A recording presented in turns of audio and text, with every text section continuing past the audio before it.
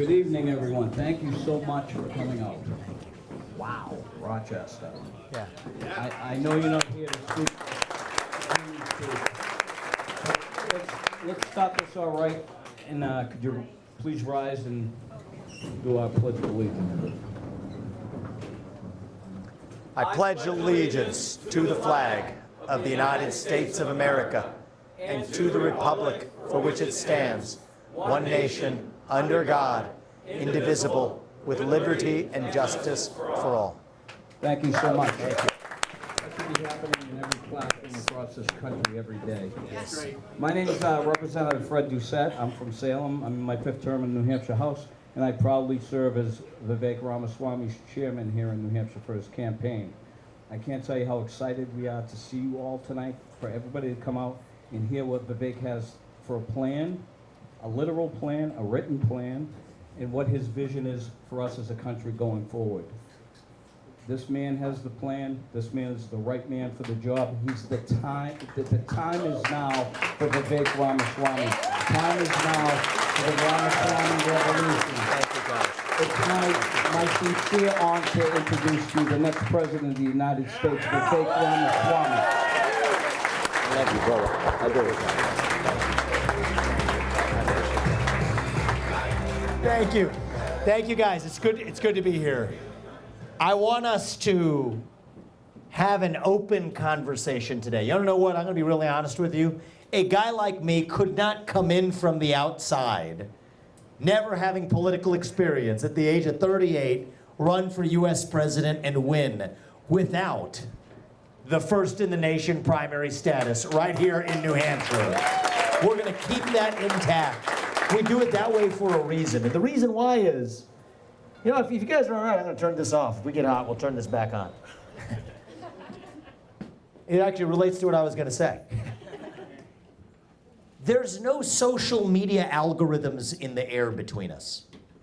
There's no TV screens or electronics in the air between us. It's just us, citizens in a room having an open conversation about the future of our country. You want to know something? You want to know what the best measure of the health of American democracy is?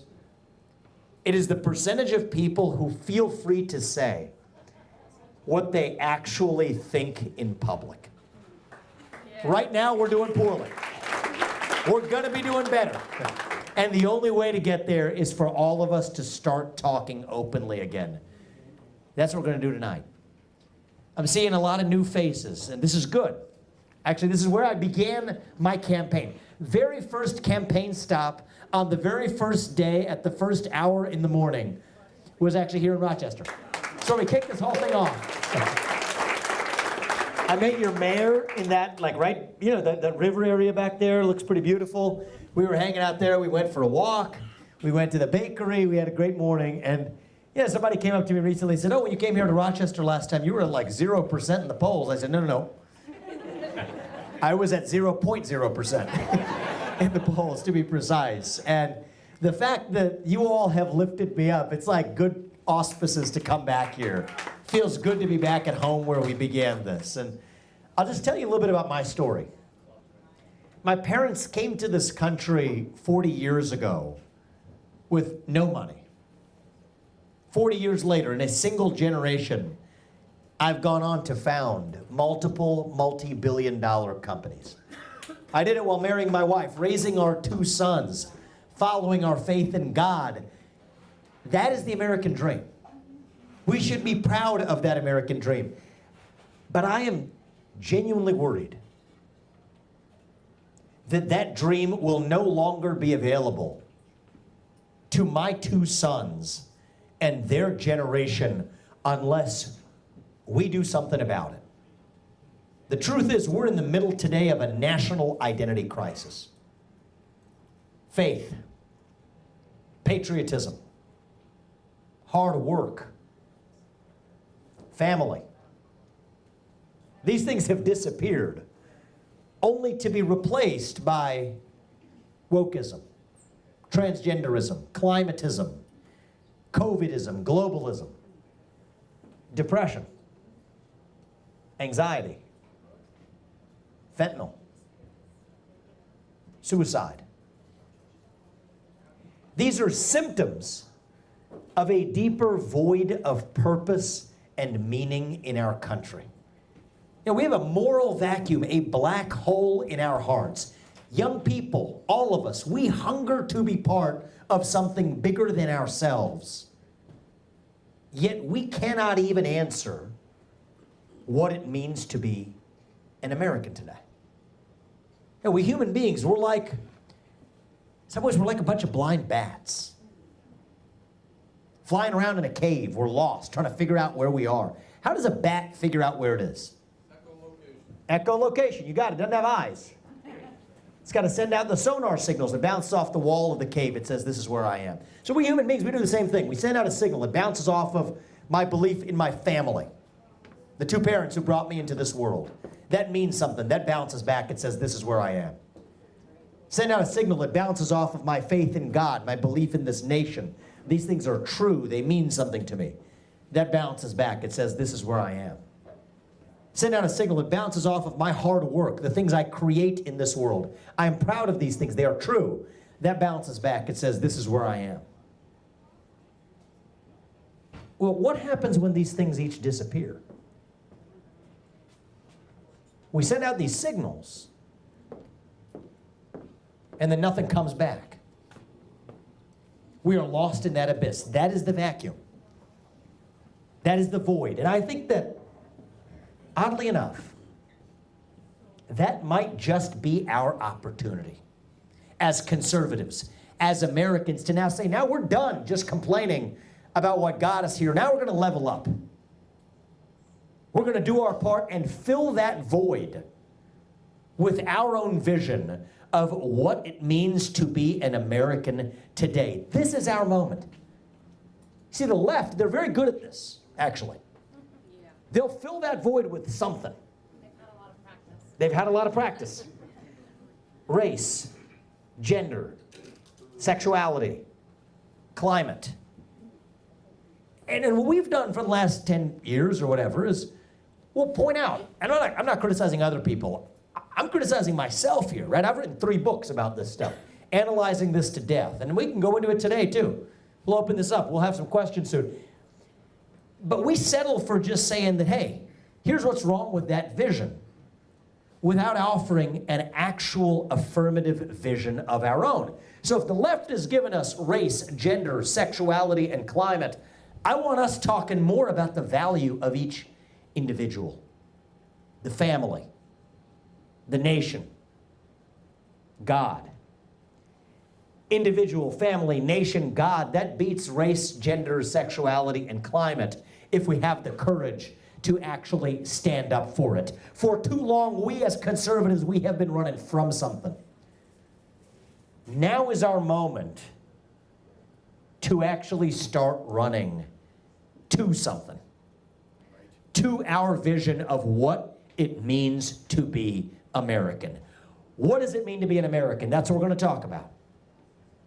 To me, it means we believe in the ideals of the American Revolution. The ideals that set this nation into motion 250 years ago in places not that far from where we're packed in tonight. Means we believe in ideals like meritocracy and the pursuit of excellence, that you get ahead in this country not on the color of your skin, but on the content of your character and your contributions. That is why I've said I will end affirmative action in every area of American life. It has been a cancer on our national soul, and we will end it. What does it mean to be American? It means we believe in the rule of law. That if you're like my parents, you get to come to this country legally through the front door. They followed the rules. They paid their taxes. They raised 2 sons. Both of us went on to found companies that helped thousands of Americans. But it also means that your first act of entering this country cannot break the law. That is why I've said I will use the U.S. military to secure our own southern border, and if necessary, our northern border too. That is what it means to stand for the rule of law in the United States of America. It means we believe in this radical dream that our founding fathers had. a radical dream that I have as a citizen today, that the people who we elect to run the government ought to be the ones who actually run the government. Not this managerial, bureaucratic deep state that runs the show today. So I've said that, you know what, if I can't be your next US president and collect a paycheck from you all, the taxpayer, for more than 8 years, which I think is a good thing, then neither should any of those federal bureaucrats reporting into me. 8-year term limits for the bureaucracy. This is how you drain the swamp. If there are government agencies that should not exist, that have become so rotten they can't just be reformed, like the FBI, or the IRS, or the ATF, or the CDC, or the Nuclear Regulatory Commission, or the US Department of Education, then we will not just get in there and tinker around the edges, we will get in there and shut them down. That is how we revive the integrity of a constitutional republic. See, these aren't Republican ideas or Democrat ideas. These aren't black ideas or white ideas. These are fundamentally American ideals that we fought a revolution in 1776 to secure. You know, we face a choice in this GOP primary. We do. Next week begins the debates. I think 1 week from today or tomorrow, whenever it is, next Wednesday. And you know what? I don't bash my other competitors in this race. I don't even view them as my competitors. I view them as my colleagues. I view you as my colleagues. We're each going to have to do our part in driving this national revival. But the truth is we do face a choice. And I think the choice we face in this primary is this. Do you want incremental reform? Or do you want revolution? Revolution! I stand on the side of revolution. The American Revolution.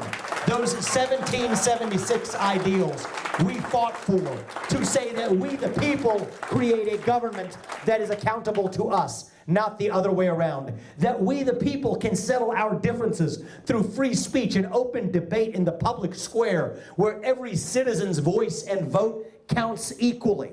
Not in the back of palace halls in Old World England, not in the back corner office of BlackRock's corner office on Park Avenue today, not in the back of 3-letter government agency offices in Washington, D.C. No. We the people create a constitutional republic where every citizen's voice and vote counts equally. That is who we are. That is what, dare I say, we must revive if we're going to have a continuing republic in this country. I'll tell you, the thing for me is, November 2024, we're going to hear a lot about this 2024 election. First of all, you don't hear me talk about Republicans and Democrats, it's boring. Actually, we have the managerial class in both of them, if we're telling the truth. You don't hear me talk about the radical Joe Biden agenda, not because it is not radical, because it's so obviously radical and flawed for this country that we'll be sick to our face till blue in the face if we keep just talking about that instead of offering a vision of our own. But the reality is, we got to explain that this isn't even the guy who's in charge. Joe Biden is hardly the president of the United States today. I'm not even going to be running against Joe Biden in the general election. You hold my feet to that fire. You mark my words. When I'm the nominee of this party, I will not be running against Joe Biden. It'll be the next puppet that they trot along. So let's stop talking about Biden and the radical Democrats. Start talking about what we stand for. Explain why shutting down the administrative state, how that will stimulate the economy, how that will restore accountability in government, how that will revive the truth of a three-branch constitutional republic. If we do that, we win this election in a landslide. And by the way, this cannot be a 50.1 election. It just can't. I don't think our nation can take a 50.1 election where we would let MSNBC declare it 7 days later who happens to have won the election, they trot that out. No, that's not going to work. We're skating on thin ice right now. We need a moral mandate, a Reagan 1980 style moral mandate.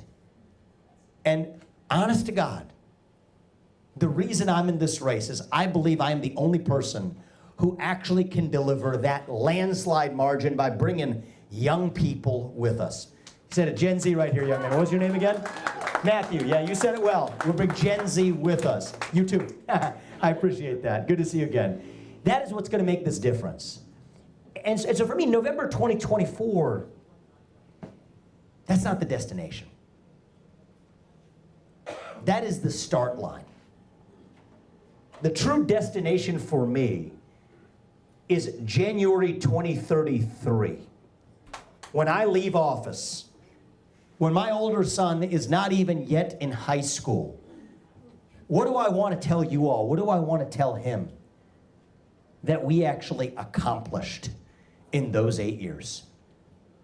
I want to tell you that once again in January 2033 in this country, we have 3 branches of government in the United States, not 4, that we shut down the administrative deep state, that we reduced the federal employee headcount by over 75%. I believe that is possible. I believe we will have done it in those 8 years.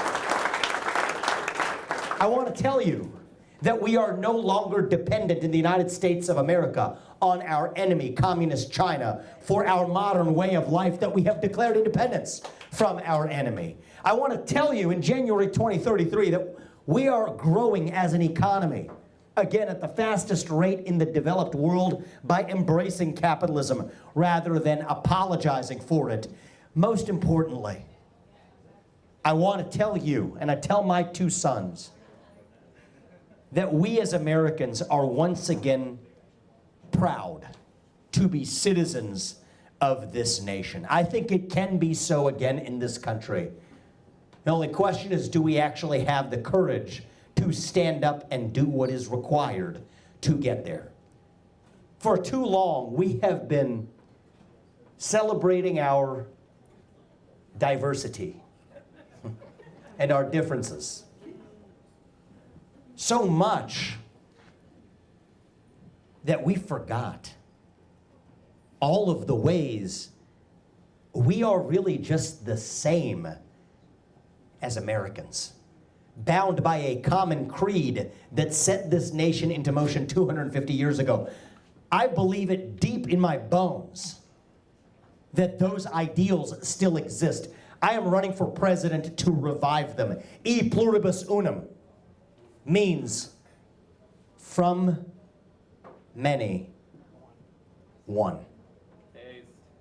That is what we need to revive. And the way we're going to do it is we're all going to have to start speaking in public what we otherwise would have said in private. Speak those truths, those hard truths. Speak the truth without fear. That is what we are doing tonight. We stand up for the truth and we speak that truth. God is real. There are 2 genders.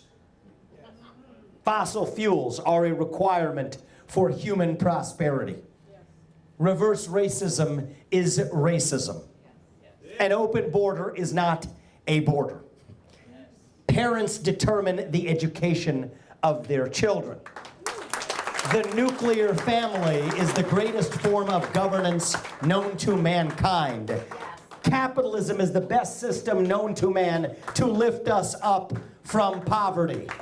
There are 3 branches of government, not 4, and the U.S. Constitution is the strongest guarantor of freedom in human history. That is the truth. We stand up for the truth. We fight for the truth. That is what won us the American Revolution. That is what will win us the revolution of 2024. Thank you all for welcoming me. God bless you. God bless your families. God bless our United States of America. That is who we are. Thank you. Thank you.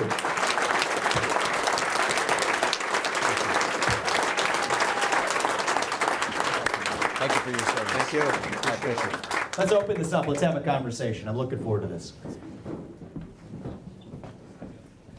Wondering what you're going to do about Joe Biden's war. War. Joe Biden's war. Joe Biden's war. You know, it's like Iraq, Vietnam, Now it's Ukraine. Failed to learn from your past mistakes, you're going to make the same one over and over again. And I think you're interestingly calling it Joe Biden's war because we're going to say something that you're not supposed to say in public, which I believe is absolutely true. This is a repayment for a multi-million-dollar bribe. That is what this war is all about. Paid back with interest 1,000 times over. So here's my view. Okay, the purpose of the U.S. military is to protect the U.S. homeland, period. So we will not use our military to defend somebody else's border in God knows where, an invasion across their border, when we have an invasion across our own southern border right here at home. We will use our own military to protect our own border. That's how we stand for American interests. I will end that Ukraine war. I will do it by not giving another dime of support to this. They pretend like it's some paragon of democracy. Give me a break. I mean, this guy has like eliminated 11 opposition parties, consolidated state media into one state media arm. Coming here in his cargo pants, Pied Piper from Hamlin has half the Democratic Party and 3/4 of the Republican Party eating out of his hand. I don't really get it. It doesn't make sense to me, but of course, his assault on Christianity in the country. It's actually one of the great telltale signs of somebody who's actually heading in a dangerous direction is he who attacks the religious in his own nation, right? And so actually, yeah, I mean, this kind of stuff. I'm saying you're not supposed to say it this way, but let's just do it anyway. Put yourself in the shoes of, two countries are in a war. Call it country A and country B. Okay, Russia's country A, Ukraine's country B. Put yourself in the shoes of leading country A, Russia. Okay. Now you're saying country B, okay, Ukraine. The U.S. has no national interest there, but they're arming them to the teeth. And then they have no reason for why they're doing it. They violated the James Baker 1990 commitment of not 1 inch past Eastern Europe. So why is the U.S. acting so weird? And then you discover, oh, wait a minute. That country just paid a $5 million bribe to a guy who couldn't get honest work at a fast food company, now sitting on the board of an energy company in Europe. Oh, that makes sense to me. I guess like they're just making good on their bribe, right? Believe me, if it had been Russia doing the same thing to Trump and we were coming to Russia's side in its battle against Ukraine, there'd be impeachment inquiries on day one. So we've lost our sense of actually being able to see that truth because our media is in on the act. Republicans, Democrats, and even our media stop us from asking those most basic questions. So I'm going to end that war with a deal that freezes the current lines of control, that further makes a hard commitment that NATO will not admit Ukraine to NATO. Those are big wins for Putin. And to be honest, in any good deal, everybody has to win. But there's a bigger win I'll require in return, which is that Russia exit its military alliance with China. The Russia-China military alliance is the single greatest threat to the U.S. security in the future. And to my shock, nobody in either major political party is talking about it. And this is why I don't talk about Republicans and Democrats. It doesn't matter. I mean, these are labels. I'm not some partisan political guy. Right? I'm a business guy. I built businesses. That's what I've done. I built a biotech company, developed 5 approved medicines. I built an asset management firm called Strive that competes directly against the ESG industrial cartel of BlackRock, State Street, and Vanguard. I mean, that's my world. But I think it's going to take someone coming in from the outside to actually get our head out of the mud that our foreign policy establishment has been stuck in for the last 25 years. And I'll tell you this, people say, are you too young to run for president? And they told me that in the first phase of the campaign. They said, 37-year-old's too young. So we made a decision to have me turn 38 years old a few days ago. So I'm now 38, so we shot that one down. But the other thing I'll say is, Thomas Jefferson, he was 33 years old when he wrote the Declaration of Independence. Alexander Hamilton was in his early 20s at the same time. The truth is, if you look at the track record of our foreign policy establishment over the last 25 years, if somebody breaks your car and keeps breaking your car and then breaks your car again, you don't turn your keys over to the same guy. Might just think about handing over the keys to somebody new to finally fix that problem. And that's what we'll do, starting with ending the war in Ukraine. Thank you, my man. I appreciate it. Hello, Melinda from Somersworth. Thank you for your courage. In light of the last several years, I think it takes somebody with major courage to Thank you. do what you're doing. So Thank you. I appreciate that. I am so drawn to term limits, I can't tell you, and I really appreciate you bringing it to the forefront. I just wonder how you are going to get that buy-in that we're going to need for the ones that are already there that you need support from, that don't want to leave. So this is a thank you. great question.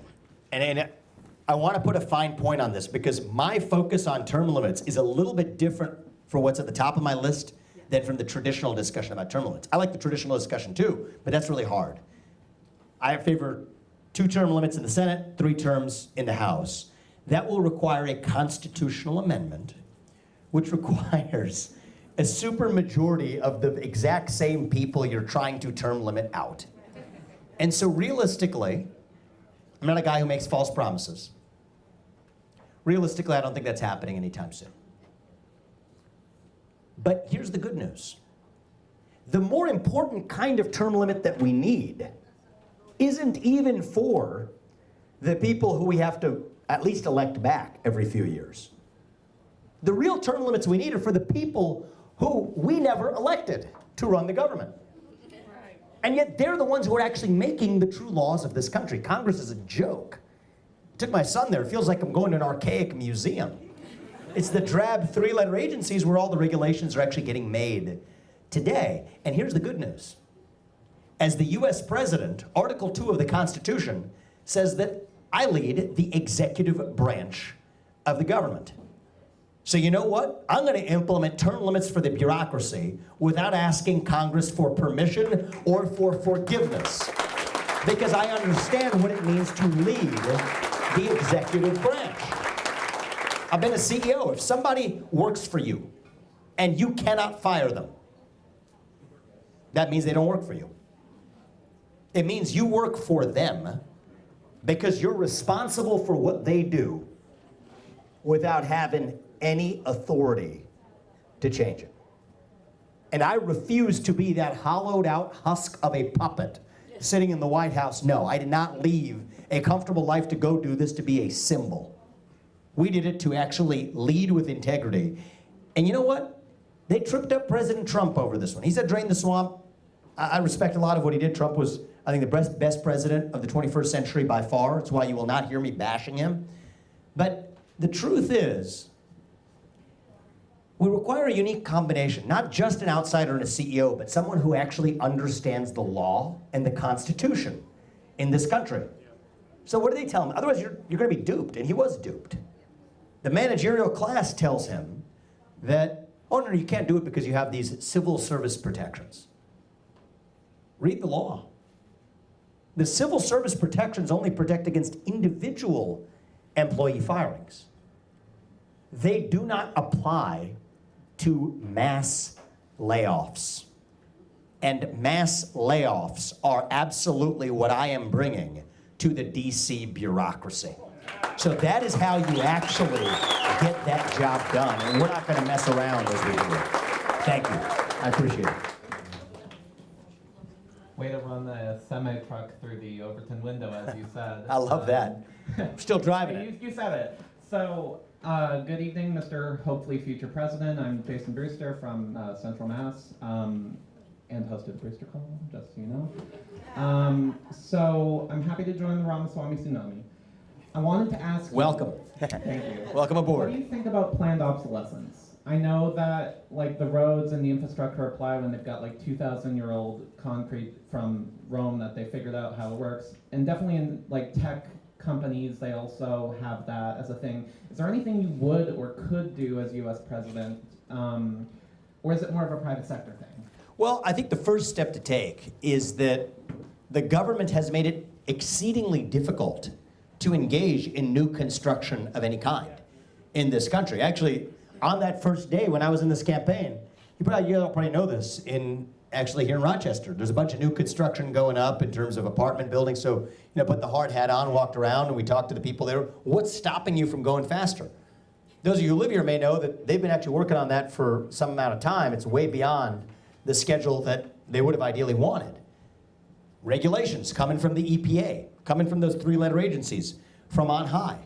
And so the first and easiest step before you have a debate of, oh, well, should we actually be investing in our infrastructure with taxpayer dollars? I mean, I'll make this one easy. I don't want to be building Ukraine's infrastructure, okay? I don't want to be, our taxpayer money, literally it is our own dollars that are funding the payroll, the salaries of Ukrainians' deep state, okay? So that's crazy. So is there a better use of money? Would I rather put that in infrastructure here than infrastructure in God knows where? Definitely here. But actually, before we even get to that discussion, I think the private sector can get a meaningful, if not the entire, share of the work done if we actually take the boot of the administrative state and the regulatory state off the neck of that private sector. Across every sector, from housing. It's why we have a housing crisis, housing price crisis in this country. Constrained supply, not meeting the demand. Why is the supply constrained? Because we have regulations that make it impossibly difficult for new builders to actually build, bring new both commercial and residential construction to market. Why are energy costs up? Well, we have a Department of Interior that is fundamentally hostile to drilling and fracking in this country. If you stand for economic growth, as I do, we have to embrace the idea that we will drill, frack, burn coal, embrace nuclear energy. That is how you unlock an economy. That is how you bring down cost. That is how you pave the way for a private sector to first step up and avoid the otherwise planned obsolescence that we're in. I like that phrase. I'll be taken with me on the campaign trail. Thank you, my man. I appreciate it. Absolutely. Thank you. Hi, Vivek. Good to see you. My name is Archie Keltz. I'm from Laconia, New Hampshire. I am working to become a licensed architect. I'm 24 years old. I want to ask you about aesthetics. Okay. A lot of conservative politicians, they're perfectly happy to talk about truth, as you are. They're perfectly happy to talk about goodness or morality. But that third transcendental, beauty, is always kind of left by the wayside. I think it might be because people feel like if they talk about objective beauty, they have to look in the mirror and see how we're all pretty flawed. And maybe we shouldn't be wearing the socks and sandals. But I think we're all a pretty good looking crowd in here this evening. And I think we can talk about this. So I want to know, there was a bill that was floated by the Trump administration back in 2018, something like that, that classical architecture should be the mandated style for federal architecture, civic buildings. The buildings that our bureaucrats go into every morning has been brutalist since the 1960s. Ugly, modern, just glass, metal, concrete. Do you think that the law can be a teacher in this way in creating a more thriving sense of national identity by mandating federal architecture to be classical in design? A very fascinating question. I have to say that's a first on the campaign trail. What's your name, man? Archie, Archie, how old are you? I'm 24. 24-year-old here asking a creative question. How about this? I like that. So there's a real power to your question, right? I mean, we as human beings, why do the towering spires of a university look the way they do? We're not just theoretical souls, we're embodied in bodies. Same thing for our national soul, right? I mean, the United States is a nation built on ideals, but we need the geographic space in order for that nation to embody itself. Well, I think there is something to be said to look at the places where we learn, the places where we decide, we get together as a body politic to govern, and to have an innate sense of awe as we look at those buildings. Now, here's the part where I always say I'm always going to tell you what I think. Right? My job as a candidate is to tell you who I am, what I stand for, what my beliefs are. Your job is to decide whether you want to vote for that or not. And if everybody in this country knows who I am and what I stand for, and choose you want somebody else, I'm cool with that. Okay? I'll put my head on my pillow at night. So that's my version of saying I'll give you an honest answer to one part, to be honest, that probably goes in the other direction.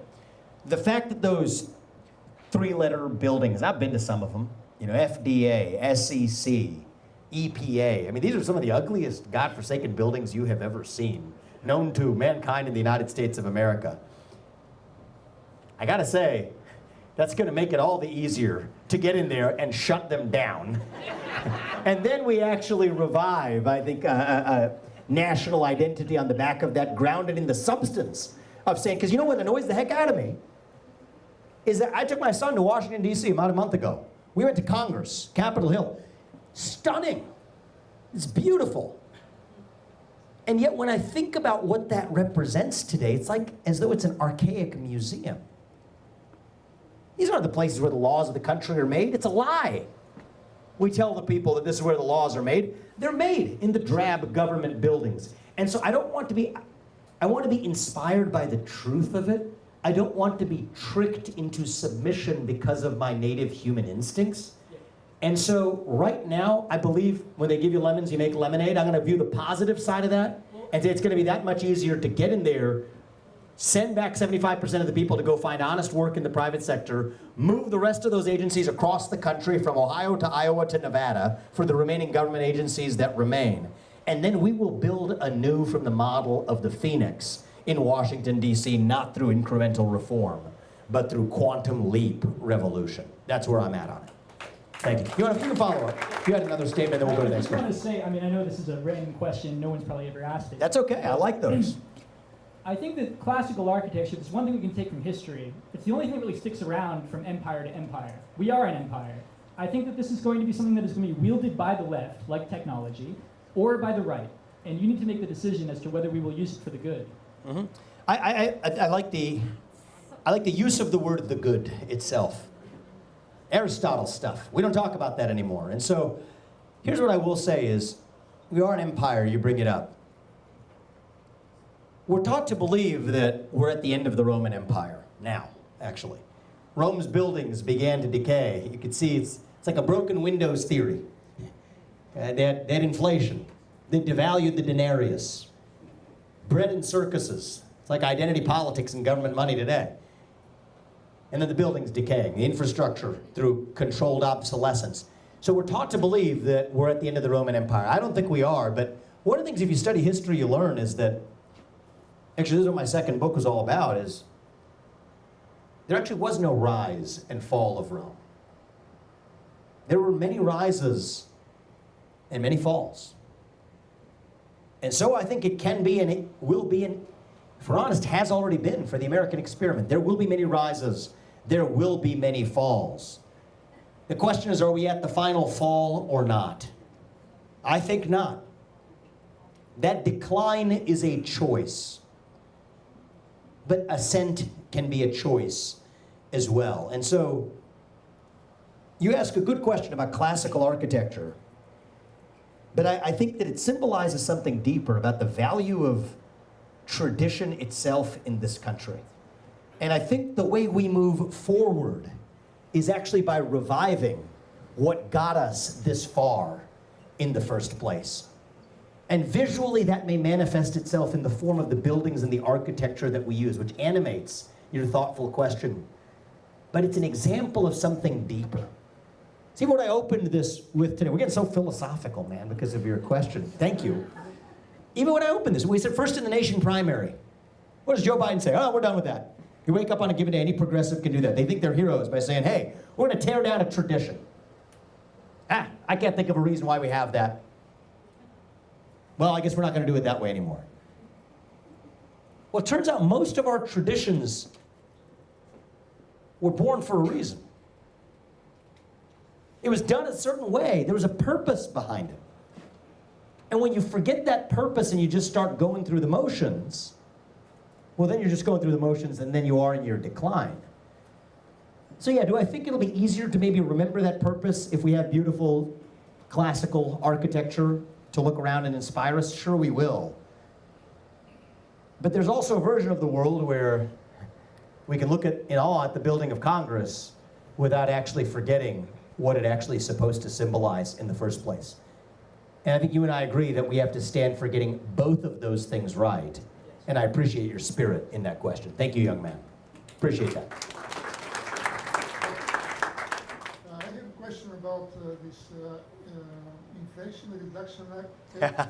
I don't know what that means, but they called it that. With this horrible three words, IRA. Yep. So this would destroy the pharma industry or biotech industry, which you know it, because there would be no investment anymore. Right. So for something like money which we already spent in Ukraine, the full our advantage in the world of developing medication or technologies will be gone. In 10 years it will be gone. So what, of course it is most probably unconstitutional. The companies are trying to overthrow it, but what you are going to do if the court doesn't overturn it? Repeal it is the answer. Go through Congress, win a landslide election in 2024, and take a line through this disastrous, purposefully misnamed piece of legislation. I believe it is unconstitutional. I want to use this as an opportunity to answer a question about the economy more generally. You're being lied to right now. I really want people to understand that. We got media in the room. I want them to understand it too. The Biden administration is lying to us with the numbers we're being fed. Unemployment numbers do not describe the health of an economy, when the real challenge in that economy as it relates to jobs is that we have way more job openings than we do have people looking for work. That's the real problem we face when it comes to economic growth. The fact that we have the rate of inflation that's come down does not change the absolute inflation we've experienced. 16% inflation since Joe Biden took office, since 2020, since January 2021, and yet wages have remained largely stagnant over that same period. So don't let the numbers fool you, because when you go to the grocery store or when you show up at the mall and you want to buy something and it feels expensive, those numbers they print from the federal government to make you feel better don't change the reality of what you actually face. So I think that we live in a moment where our government is repeatedly trying to dupe us, all the way to in naming an Inflation Creation Act the Inflation Reduction Act, right? But I think the good news is we're all smartened to the act. If it is designed to sound boring, they want it to sound boring for a reason. It is designed to trick you into submission. And we live in a moment where you as citizens have the obligation to actually step up and question what the government tells you. Question what they told us about where COVID-19 began. Question what they told us about the safety and efficacy of the vaccine. Question what they told us about the veracity of that Hunter Biden laptop story. Question the veracity of what they told us actually happened on January 6th.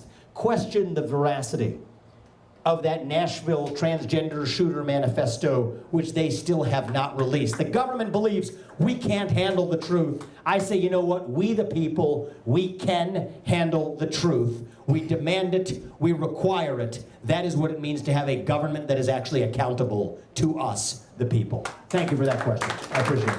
Take a couple more. Hi, Michael from Meredith. You talk about the unemployment and everything. What are you going to do about the workforce participation rate? Because Yeah, exactly. that is in a very bad state now, and if that were to increase, it would solve a multitude of problems. It'd be And I would huge. address it. It'd be huge.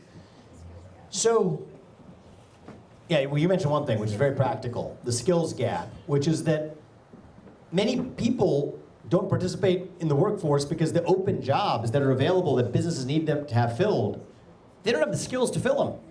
Because our Department of Education has been selling a scam that you take a loan and get a 4-year college degree to become a gender studies major in California or wherever, and somehow that's going to be your path to prosperity in America. Turns out that didn't work out when we need more welders and mechanics and carpenters and builders in this country.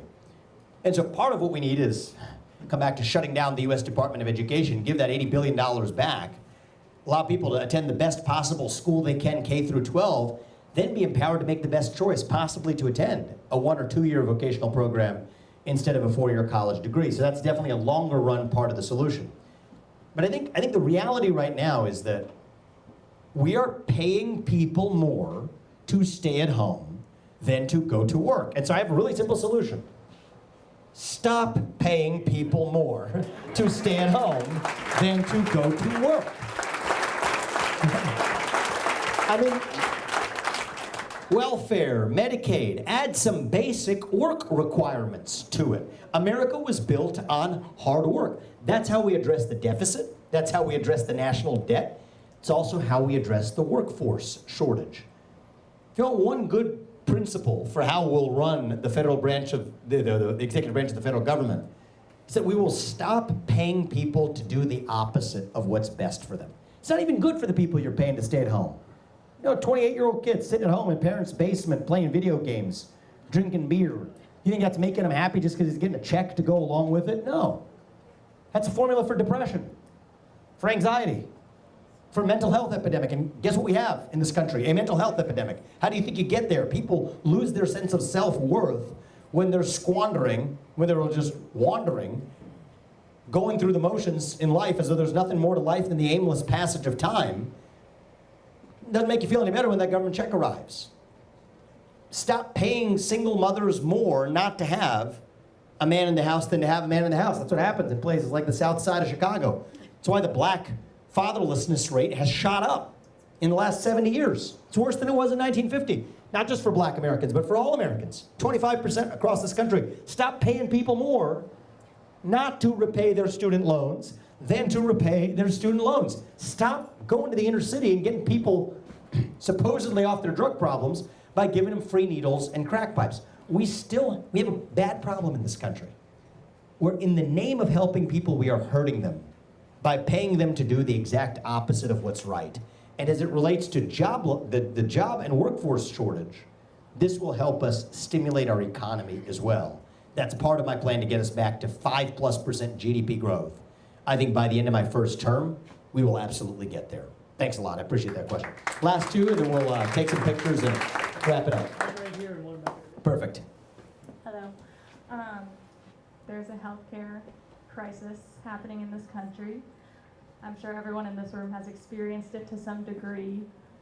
When I'm out on the hospital floor, the most pressing issue to me is the staffing crisis of nurses and doctors to a certain extent. But I know it goes much deeper than that, and that it's just a symptom of much deeper problems. There's so many different angles to this issue.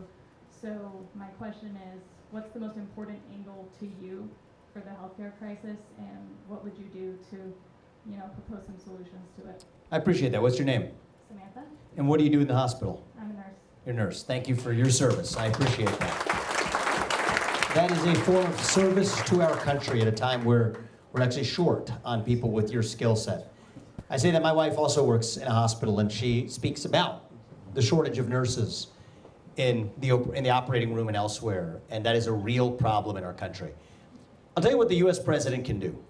Okay, I mean, healthcare policy, we could have a whole day on it, but let me just give you some basic rules of the road for how we're going to fix this.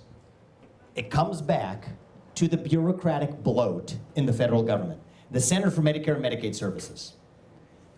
Reduce the size of the bureaucracy and return that money back to the hands of actual people, citizens, who can get a good portion of the way to even buy themselves private insurance in a private marketplace rather than having it centrally administered by the government. Now, that's not a theoretical idea. I can prove that to you. Medicare Advantage, raise your hand if this word means anything to you. Does anybody know what Medicare Advantage is? A few of you do. So it's a form of Medicare that involves just one lump sum payment so that seniors who qualify for Medicare can instead just buy a private plan. Way cheaper for the taxpayer, way better in terms of choice and outcome for those seniors. Less than 1/3 of seniors even take advantage of it. And by the way, Medicare Advantage is badly broken. Okay, this is like far from a perfect system, but even just a little bit better than the centralized bureaucracy drained that much cost from the system. So that's the first thing I would do. Second thing I would do is, I think we can't hide from this question. You want to address the healthcare crisis in this country? Let's have a conversation about health in this country, actually. The corruption of, say, the USDA, which created antiquated, archaic food pyramid standards that lead to, including meat distributors all the way down, that led to an unhealthy population where 30% of Medicare costs today are complications of type 2 diabetes, directly the product of big food companies lobbying the USDA, which the pharmaceutical industry doesn't complain about because that's what drives the cash cows of anti-diabetics that they now sell. Injectables at that, costing even more.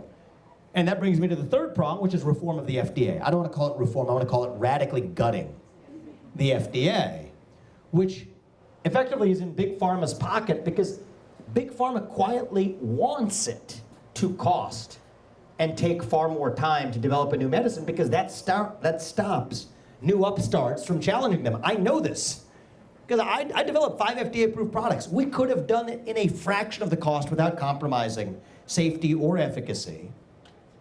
But it was designed to be that hard. That's what drives up drug costs for the system. So it all comes back down to that federal bureaucracy. The people who we never elected to run the government, who are actually the ones who run the government. And how could it be that that's the source of everything bad in our system? Well, it makes sense. Because in the 3-branch system we normally have, if somebody's screwing up that badly, every 2 years you get to vote them out. But when you have a system for 70 years, really closer to 100 since Woodrow Wilson, the godfather of the administrative state, and after FDR, the last 70, 80, 90 years in this country, well, then you're insulated from political accountability. So you would predict that things would be exactly as bad as they are now, which means we know how to get the answer. We know what the right answer is. The question is, do we have the spine, the courage, and the conviction to actually stand up for what is right? That will not happen with the super PAC puppet. Because I think that's where the corrupting influence of money in politics actually leaves us spinning our wheels. And both parties, Republicans and Democrats, are not that different from each other. I'm not a super PAC puppet. I'm a patriot who speaks the truth. I am in this election not as a politician, but as somebody who has put $15+ million, close to $20 million of my hard-earned money soon in this campaign to avoid asking a bunch of mega donors for permission to run. That gives me a sense of independence. But the truth is, it will take somebody coming in from the outside to actually deliver not just incremental reform, but that revolution. Shutting down that bureaucracy that is the source of our failures, from education to the US Federal Reserve, to the housing crisis, to our healthcare crisis. We know how to fix this. The question is, do we have it in us to actually stand for what is right? Thank you for that question. I appreciate it. Take the last one here with the young man. And then, oh, two more. Okay. Yeah, hi. I'm Josh. I'm from Massachusetts. And yeah, I get you want to make a deal with Putin, but I was wondering, I don't know, there's been a lot of things in the past where kind of Russia has kind of not really honored their agreements. Like in 1994 when Ukraine agreed to give up their nukes in exchange for territorial sovereignty, and when Putin's a long time ago he said he wouldn't invade Ukraine, and then there was the Minsk I and II agreements. In the Minsk II agreements, Russia said that they would hold elections and they would withdraw their heavy equipment. They didn't, and they kept shelling the Ukrainian side. So I was wondering, why do you think that Putin would they would honor any of those agreements? Yeah, it's a good question. So, at the risk of getting into a lot of detail here that may take us down a rabbit hole, these are some of the most important questions the next commander-in-chief is going to have to contend with. So let's talk about Minsk I and Minsk II. I think we have been more offside on Minsk I and Minsk II than Vladimir Putin has. In fact, Angela Merkel disastrously in late 2021 said Minsk was really just about, her words not mine, biding our time, and we've been arming Ukraine to the teeth in the meantime. But you talk about the 1994 Budapest Memorandum. First of all, it's not a treaty, but we have more than fulfilled our obligations to that Budapest Memorandum. It's 2 pages long. Just take a look. It's non-explicit commitments that will generally recognize the border of Ukraine. I'm sorry, spending 10 times more than their annual GDP on just their defense, the United States supplying that, that's pretty darn close to more than fulfilling our obligations of the Budapest Memorandum. When nobody's talking about James Baker's 1990 not 1 inch commitment not to move Ukraine 1 inch past Germany, and yet NATO has expanded far more after the fall of the USSR than it ever did during the existence of the USSR, when NATO's purpose was supposedly to contain the USSR in the first place. And so that's a long way of saying. Why do they want to join NATO, though? What's that? Why do you think those countries would want to join NATO? They want to join NATO because they like to free ride on the United States of America. Who doesn't? Everybody loves a free lunch from Uncle Sam. But Uncle Sam has turned into Uncle Sucker, okay? And I don't want Uncle Sam to be Uncle Sucker. I want Uncle Sam to stand for the interests of our citizens. I mean, let's just talk. I mean, you're dragging me into the rabbit hole, which I love. But as you drag me, we'll get into the details, right? More than half of NATO countries don't even meet their NATO level commitment for percentage of GDP spent on US military spending. More than half of them don't even spend 2% a year on GDP. So we're paying, and by the way, Europe, actually, they have the capability. I mean, Germany, these guys, oh man. Olaf Scholz, you get Angela Merkel, they know how to play the United States like a fiddle, all right? The Pied Pipers of Hamelin come in pairs. Between Zelensky and Germany, they're really two sides of the same coin. The real problem is we're being played, right? We have this machismo that we sort of picked up at the end of the Cold War, but the Cold War realists, like George Kennan, who actually was the chief architect of our Cold War deterrence strategy, he died in the late 1990s. Before he died, he was the one who said that NATO expansion was the #1 mistake that we made in our Cold War deterrence policy. Too bad the guy's now long dead. He's the kind of person we actually need. I mean, when I'm looking for my Secretary of State, and I'm already looking, yeah, we got job openings. Anybody want to chat afterwards? We're staffing our federal government already, but it's hard, actually. Because you've got to have a liberal hegemony model of foreign policy with neocons effectively staffing both parties. I'm going to be on that debate stage next week. On the issue of Ukraine, it's not that different. If you're Joe Biden, Liz Cheney, or somebody in between, traditional guy in the Republican Party, half that stage, if not more of it's going to be on the same side of this question. And so I think that that's part of the reason why we have repeatedly failed over and over again, because we failed to define the purpose of our military or our foreign policy. So I favor a modern Monroe Doctrine. What does that mean? You don't mess with the United States on our own soil or in the Western Hemisphere. Chinese spy balloon, not okay with it. Chinese spy base in Cuba, not okay with it. Chinese-made fentanyl coming across with Mexican drug cartels across our southern border, killing 50 times the number of people this year of fentanyl poisoning, of the number who died on 9/11, not okay with it. Chinese ownership of farmland, turning our children into a bunch, or grandchildren, into a bunch of Chinese serfs. I'm not okay with it. Chinese control of the Panama Canal. I'm not okay with it. If you don't hear, releasing man-made viruses from a bioterrorism lab in Wuhan that shuts us down for an extended period of time and kills hundreds of thousands of Americans. I'm not okay with it. You'd have hell to pay for it if you mess with the United States on our own home turf. But that has to be the priority, rather than fighting somebody else's war in God knows where for what reason we can only guess. $5 million bribe comes back down to that for Ukraine. That's really the choice and the reorientation we face in our foreign policy. And the last thing I'll say on this, you really got me going on this, so thank you. I appreciate it. What's your name? Josh, yeah, I just want. How old are you, young man? I'm 23. Yeah, I just want to you. say that 1990 that wasn't in like an official treaty, what James Baker said. And neither was the Ukraine 1994 Budapest Memorandum, right? Okay. And so I like that you're really well educated on this. You are better at you're making better arguments to me than I get from like CNN or MSNBC on a given night. So thank you for that, because most of them just look like I'm saying like a deer in the headlights.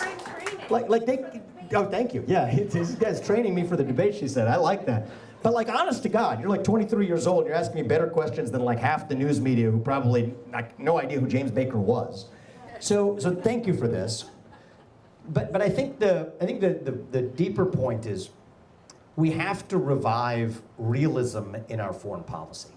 It is okay for me to tell you the same thing that I will tell other world leaders, which is that as the US president, I will stand exclusively for American interests. That is actually something we can be proud of, and other countries can trust us more if we do, because if we're lying about it, saying, no, it's just about defending democracy, sometimes when we feel like it, even when it's not actually a democracy, it's a guy who persecutes churches in his own country and eliminates opposition parties, but we'll call it democracy. But if it's democracy somewhere else, some nation in Africa, who cares? Like, it's just not credible. Versus being realistic and honest that we stand for our own interests. Our obligation to the rest of the world, you know what it is? It is to be strong here at home and set an example of what is possible for the rest of the free world. Because think about it. If America's weak, if we're no longer that shining city on a hill, what hope does the rest of the world have?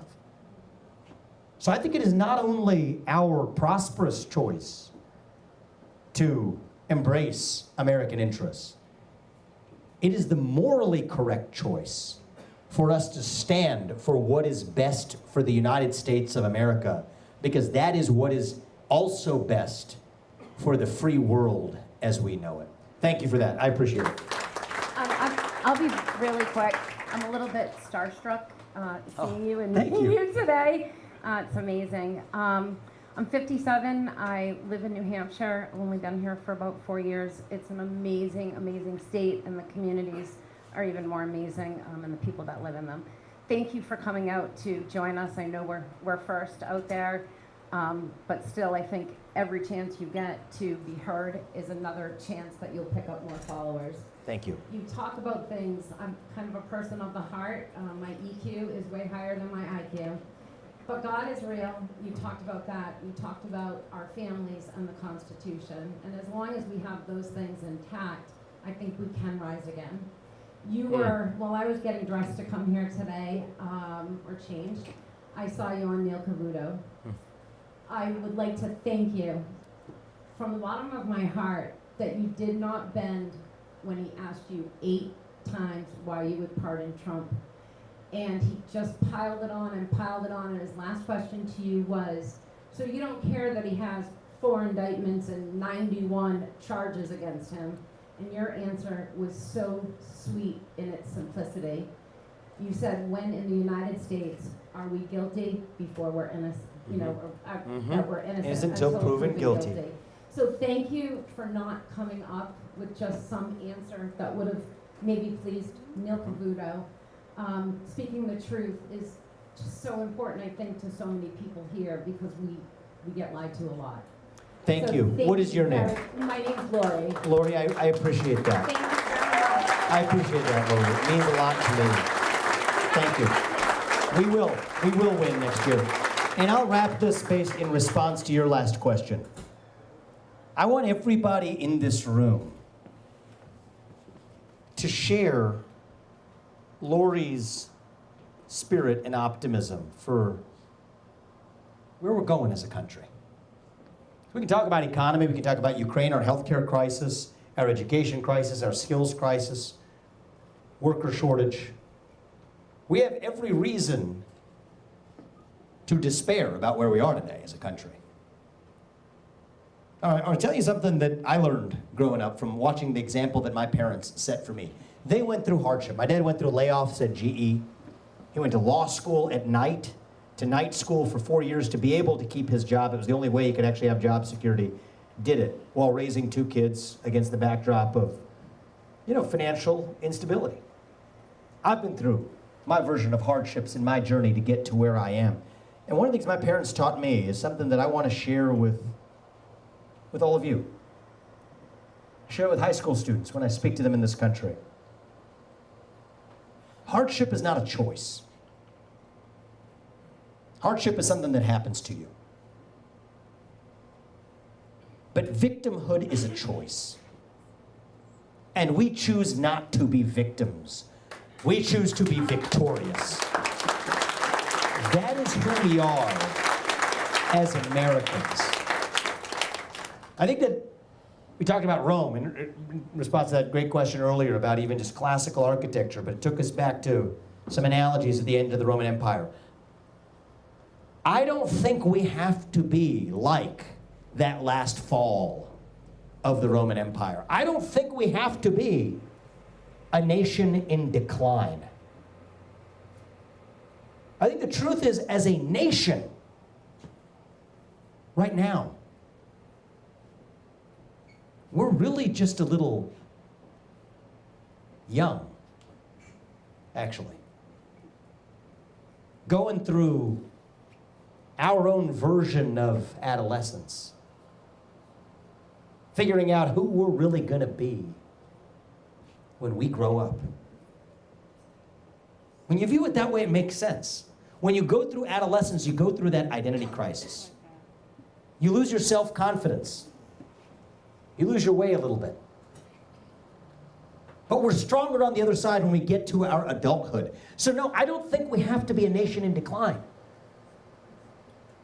I truly think we're a nation in our ascent. Maybe the early stages of our ascent. Maybe we're not even yet at base camp. On our way to that mountaintop, still that shining city on a hill, still that country where no matter who you are, or where your parents came from, or what your skin color is, or how long your last name is, in my case, that you still get ahead in this country with your own hard work, your own commitment, your own dedication. That is the American dream. And you know what? That you are free to speak your mind at every step of the way. That is what we are running to. That is what we together will revive to save this great nation. I require your help to do it. A guy like me can't do this alone. It's not meant to happen. Right? It could be the youngest president elected. I'm coming from outside government. I have a clear sense and purpose of what we want to do and how we're going to do it. It's going to require us to take success in states like this one. So I'm actually here to ask for your help. You don't have to agree with 100% of what I said. Agree with most of what I said, but you can believe that I am telling you what I mean 100% of the time. It's the best you can hope for from a politician. Might take somebody who isn't a politician to do it. I'm going to ask for your help to do it. Beth is back there, our first host and volunteer, who's now been amazing. She's going to help sign you guys up before you leave. We're going to ask to tell your neighbors, knock on doors, make phone calls, whatever it is. The next 6 months, it is in your hands to determine whether we still save that great nation so we can tell our children that, no, we weren't the ones who actually screwed it up by the time we actually passed it on to our kids so they can pass it on to theirs. That is who we are. Thank you all. Thank you for the opportunity for letting me be here tonight. I am so grateful. God bless you. God bless your families. And God bless our country. Thank you. Thank you.